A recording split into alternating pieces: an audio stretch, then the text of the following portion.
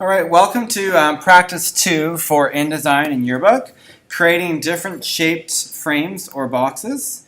I've got one started here, but I think I will do a new file just to review those few steps. So new document.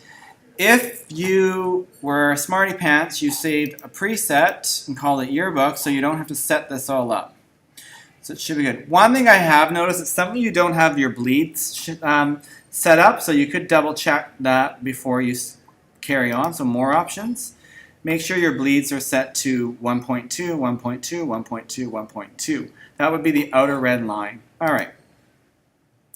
Last name, first name, practice 2. So some of you noticed in your practice 1 and your test, you didn't have this extra line here, which is your bleed. All right, so make sure that's also set up on this practice. Initially, we won't worry about so much the layout rules. Right now, it's just practicing skills. As you progress in your practice 2, then you can move things around once you get a feel for some of these advanced skills.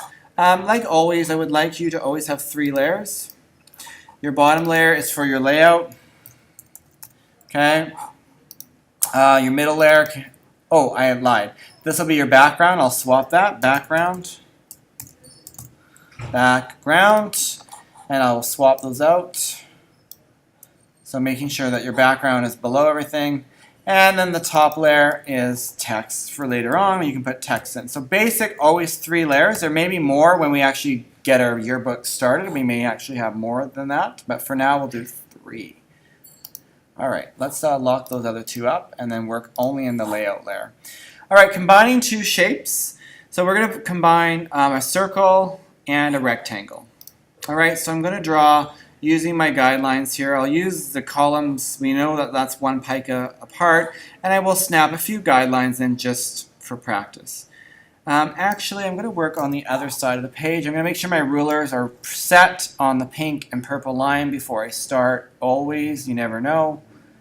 Okay, and actually I'm going to do the other side because I wanted to work on this side first. All right, let's snap one in. Whole numbers, please. Let's drop it on to 30. And then I will drop another one on maybe 29 or something like that. All right, I could have typed that in. I guess I should have been in fast. Oh, it jumped a little bit, I believe. So I'm going to 29. Enter. Okay.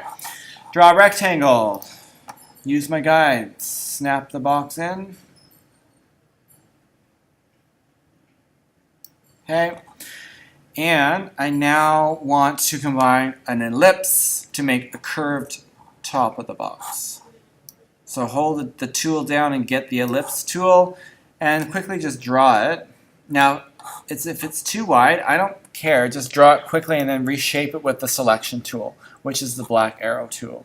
So make sure that the anchor points are on the same as the box below. All right, and make sure that it lines up so it dips like that. All right, we're going to combine these 2 together. So to highlight both of them, I can hold Shift and go click, click. All right. And then I believe it's Object, Pathfinder, Add. I might make a mistake in this demo and have to redo it, but it looks like I have a good memory for that one, so that's fine. If I wanted the bottom to have a curve, I could put another ellipse there. So that's one. Let's do another one down here. I'll snap a few guidelines in as well. Let's go on a whole number like 43. And then we'll do 44. So this time we're going to have 2 boxes on the same path. However, there will be a pica space in between them. So let's make sure my guides are good. Some of you are still letting them slip a little bit. 29, 30. All right. All right, back to the rectangle. And again, crosshair, snap it in. And the other one, snap it. All right. Okay.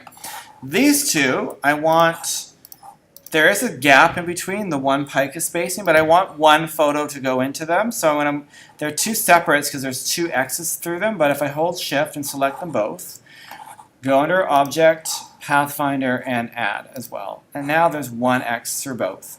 So let's put some stroke on there. And just so you can see what I've done. All right, so 1, 2. So one photo, if I fill that, just so you can see. Let's make sure it's selected, would be good.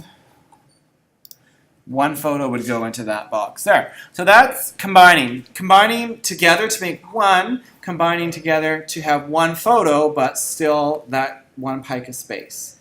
All right? Let's do, I don't know, one more weird one, like one that's going to wrap around something. So I want this one to wrap around some text. And there. And then let's pretend there's text that's going to be here, and let's put a guideline in. So halfway, let's put it on 15. All right, let's type it in because it's too slow this way. Type that in. 15, enter. All right, and then I'm going to draw another box. And they're going to touch, so they need to overlap a little bit so they become one with no pica space. All right. Select them with the selection tool. This one, hold shift, select them both. Make sure not the other ones are selected because they'll get involved. You want to do that. Object, Pathfinder, add.